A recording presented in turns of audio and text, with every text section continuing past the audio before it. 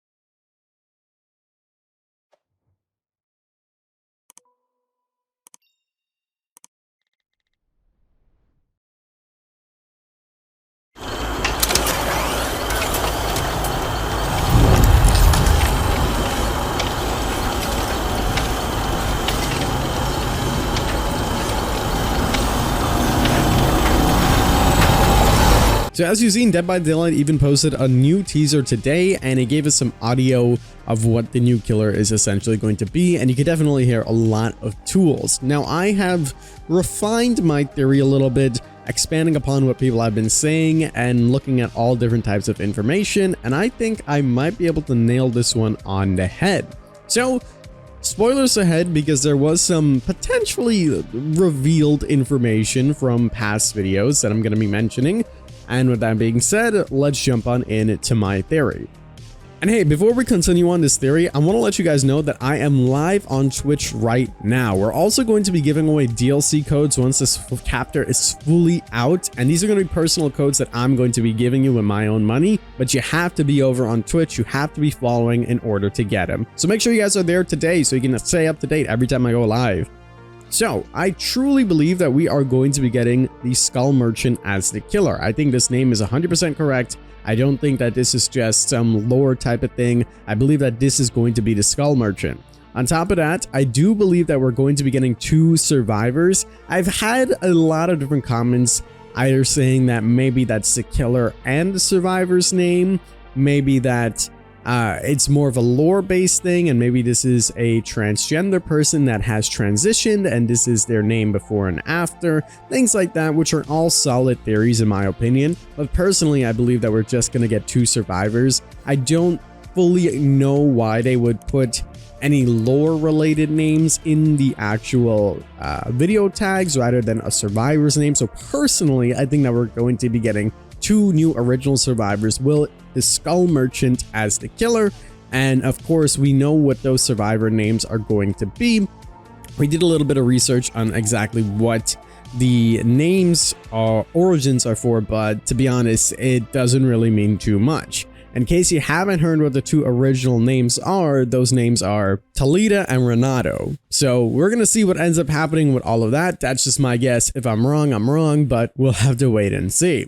I also want to talk about the power a little bit more. I kind of refined this a lot as well, especially with the noises that we received in today's tease and the little image that we seen in yesterday's video. So if you guys recall, we've seen this really big box, and I read a couple of different theories online, and I kind of want to combine them all together because they were really good and entertaining. First and foremost, when we see the skull in the initial teaser, I said that the eye would be like a tracking eye, a cyborg kind of eye that can like just spot survivors, and the glowing pulse in the mouth would probably be something that attacks the survivor or latches onto them. This could be a ominous glowing light that potentially glows faster and faster and faster as it approaches the survivor. And the reason why I say approaches is because I've seen another theory where people are saying that this skull might be a drone. Now, I did a little bit more research on this drone skull idea, and a lot of people are really comparing this to Warhammer with their servo skulls. So people are saying that maybe this killer is going to have a servo type of skull that just kind of roams. They can send them out, maybe multiple of them, which makes sense considering the name of this. As you know, I'm not going to say it, but as you know, the name of what the killer is potentially going to be makes sense that this person might have multiple different skulls just laying around. It seems that they might go to these big crates that we've seen them tease to either reload or maybe even potentially upgrade these, because it says Tools of Torment. That's the name of the chapter. So I think we're going to have multiple different types of power, maybe multiple different types of skulls that do different things.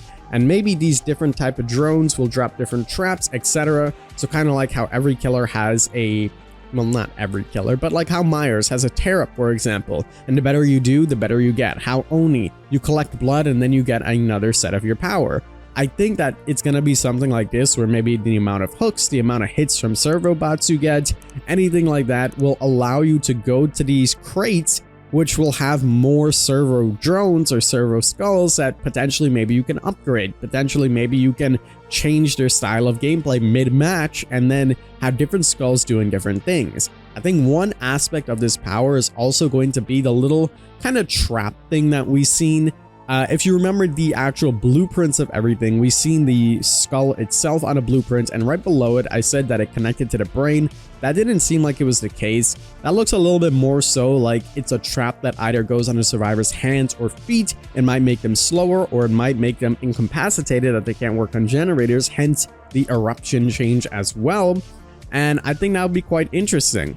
We also did notice that the perk Any Means Necessary got a little bit of a change, and a lot of people were alluding that, hey, maybe this means that the killer or the survivor's perks might actually interfere with pallets. My theory is that, hey, maybe the skulls from this new killer can actually interfere with the pallets. Maybe he wants to reset a pallet, you know? Maybe they want to reset a pallet for whatever reason, and maybe place a trap on it, so the next time the survivor goes to that pallet to drop it, they're stuck by the pallet. Something along the lines of that. That's my theory, essentially, because it all ties together. Now, another reason why I think this box is indeed a drone box holding these servo skulls is because if you look at a drone box online, they look eerily similar to what we're seeing. Not to mention, the caption that Dead by Daylight actually tweeted out with this said that some people always come prepared even in a fog. So it makes sense that there's going to be multiple different instruments and tools that this killer is going to be using that they can obtain through these boxes, and considering that it looks exactly like a drone box just on its side, it makes a lot of sense. The wiring also makes a lot of sense on the skulls now if they are servo skulls that are just going to be roaming around by themselves, as it's not directly connected to the brain, but you're just going to have a bunch of skulls flying around, which in itself is pretty creepy. And then tying that with the sound, we can kind of almost hear, in my opinion, something moving around. There's even comments, I think Lumi said that it sounds like he's playing with a paper airplane, and I think it's just a skull floating around, and he has multiple skulls just floating around and different ones doing different things. That's my personal and honest guess about what's going to happen. We're gonna have to wait tomorrow at 11 AM Eastern Standard Time to fully see what all of this entails, but I think it's gonna be pretty cool. As for the killer itself, I think this might definitely be an AI type of deal. I think the signature name IMA, it just makes sense that it's going to be like an AI type of robot, and maybe survivors are the ones that built this robot or decided to work on it, or just have a personal vendetta to stop this, you know, malicious entity essentially that's now working for the entity. But it would be cool to see how they tie this all together with lore if it is 2 survivors coming in, and if that is the case, we're gonna get 6 new perks for the survivors, 3 new perks for the killer, and the first ever chapter with 2 original, I was gonna say licensed because I'm so used to it, 2 original survivors. So I'm really excited to see what's gonna happen, and that is my final guess for everything. To summarize, 2 survivors, 1 killer. The killer's gonna have different drones that they reload at these big crates, and every time you hook survivors, you can essentially get better drones. These drones will survey around. They use their cyborg eye to lock onto people. Once they do, they're going to fly at that person and potentially put a trap on them or injure them, depending on what level of the servo skulls that you have. That's my honest guess. We'll have to wait and see exactly what happens, but that is going to wrap it up for me. Let me know your comments down below, but that is pretty much all that I got, and we'll see if I'm right or wrong tomorrow. With that being said, I've been your host, The King. Thank you guys so much for watching, and don't forget, we are live on Twitch. I want to give a big shout out to Zydax as well, because listen, I've been making all these videos and streaming from a Zydax laptop. Look, if you guys are ever looking for any computer products, go to Zydax. They literally gave this to me to use while I'm on vacation, and I couldn't be more thankful, so I really want to give them a shout out, and please check them out in the link below. But that's going to do it for me. As always, I'm The King. I tip my crown to you guys, and we'll see you in the fog.